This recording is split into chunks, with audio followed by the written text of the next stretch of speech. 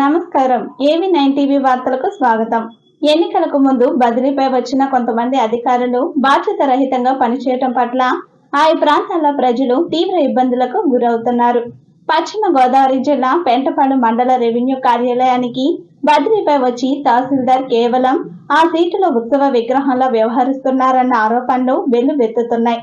వివిధ పనుల కోసం ఇతరత్ర అవసరాల నిమిత్తం కార్యాలయానికి వెళ్లిన ప్రజలకు పనులు జరగట్లేదని వాపోతున్నారు.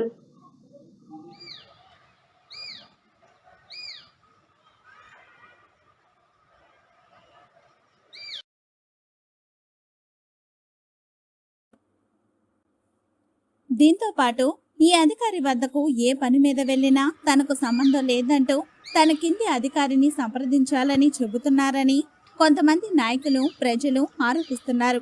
మండలంలోని పడమర విప్పర్రు గ్రామంలో ల్యాండ్ కన్వర్షన్ నిమిత్తం రెవెన్యూ అధికారులు 1,75,000 ₹1,00,000 ఇద్దరు రైతుల నుంచి ముడుపుల రూపంలో వసూలు చేసినట్లు ఆ గ్రామంలో పుకార్లు షికార్లు కొడుతున్నాయి. అదేవిధంగా కస్బా పెంటపాడు దేవస్థానం భూమికి సంబంధించిన చెరువు పూడిక తీతకు ఆ మట్టిని తరలించుకునేందుకు రెవెన్యూ అధికారుల అనుమతి కోసం ₹1,00,000 లంచం అందుకున్నట్లు ఆ ప్రాంతంలో రెవెన్యూ అధికారులపై ఆరోపణలు వెల్లువెత్తుతున్నాయి. తన నియోజకవర్గంలో ప్రభుత్వ కార్యాలయాలలో ఎవరైనా అధికారులు లంచాలకు పాల్పడినా, అడిగినా, తీసుకున్నా అటువంటి వారిని ఉపేక్షించనంటూ తాడేపల్లిగూడెం ఎమ్మెల్యే బొలిశెట్టి శ్రీనివాస్ హెచ్చరించినప్పటికీ కొంతమంది అధికారులు ఆ హెచ్చరికలను పెడచెవిన పెట్టి లంచాలకు తెగబడడం విశేషం.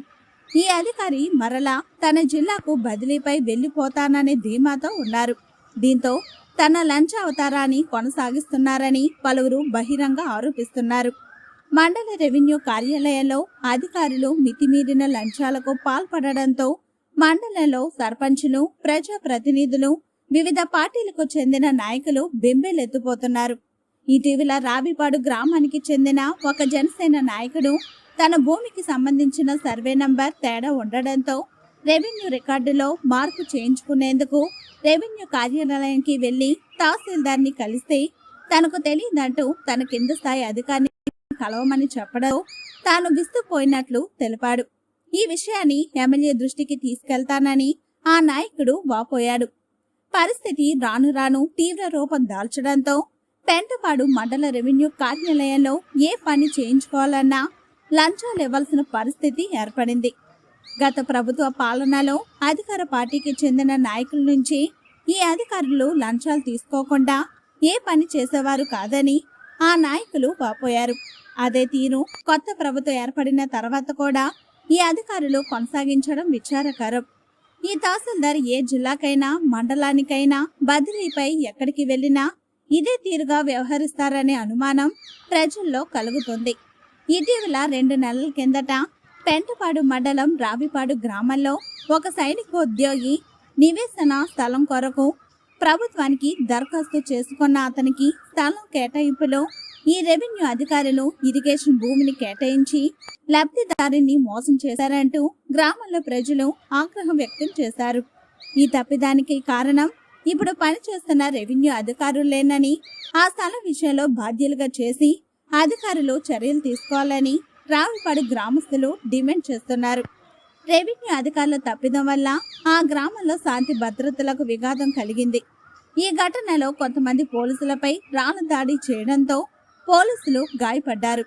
రెవెన్యూ అధికారులు సైనికోద్యోగికి ఇరిగేషన్ భూమిని చూపించి లబ్ధిదారు నుంచి వారు పెద్ద మొత్తంలో ముడుపులు అందుకొని వివాదంగా ఉన్న స్థలాన్ని చూపించారని ఆరోపణలు వెల్లువెత్తుతాయి. ఈ ఉద్యోగులు లంచాలను మరిగి తమ ఉద్యోగ బాధ్యతలను నిర్వర్తించడంలో, ప్రజలకు సేవ చేయడంలో నిర్లక్ష్యం వహించడం వలన చాలా మంది పెంటపాడు రెవెన్యూ కార్యాలయం పేరు చెప్తే వణికిపోతున్నారు. ఇప్పటికైనా తాడేపల్లిగూడెం నియోజకవర్గ ఎమ్మెల్యే పెంటపాడు మండల రెవెన్యూ కార్యాలయంలో పనిచేస్తున్న అధికారుల పనితీరుపై ప్రత్యేక దృష్టి సారించి ఉన్నతాధికారుల దృష్టికి తీసుకెళ్లి వీరిపై చర్యలు తీసుకోవాలని మండల స్థాయి నాయకులు, ప్రజాప్రతినిధులు, ప్రజలు ముక్త కంఠంతో కోరుతున్నారు.